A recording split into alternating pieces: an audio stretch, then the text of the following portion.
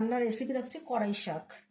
এর মধ্যে ধনে পাতা কুচিয়ে দিয়েছি, 5-7টা কাঁচা লঙ্কা কুচিয়ে দিয়েছি, আর এটাকে পেঁয়াজ কালি নিয়েছি আর কিছুটা পেঁয়াজ কুচিয়েছি।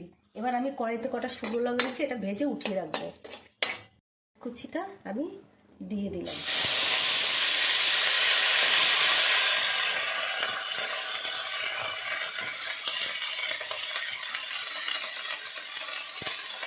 পেঁয়াজ কুচি আর ভালো ভালো করে এটাকে লাল লাল করে ভেজে উঠাবো।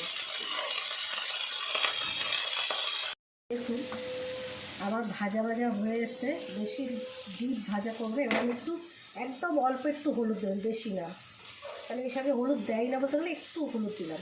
এবার আমি এটা ঢেলে দিলাম। শাকটা, এই শাকটা অনেকেই রান্না করতে জানে না, আপনারা ভালো করে একটু দেখে নিন, বাড়িতে একবার ট্রাই করে খেয়ে দেখে আমাকে কমেন্ট করে জানাবেন।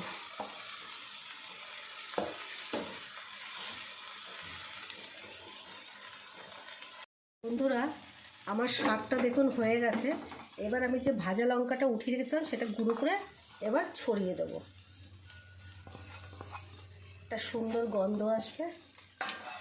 এবার যে নাড়িয়ে আমার শাকটা দেখুন পুরো কমপ্লিট।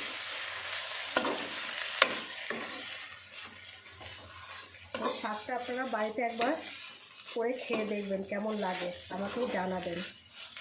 আমার ভিডিওটা ভালো লাগলে সাবস্ক্রাইব, লাইক আর শেয়ার করবেন। ধন্যবাদ।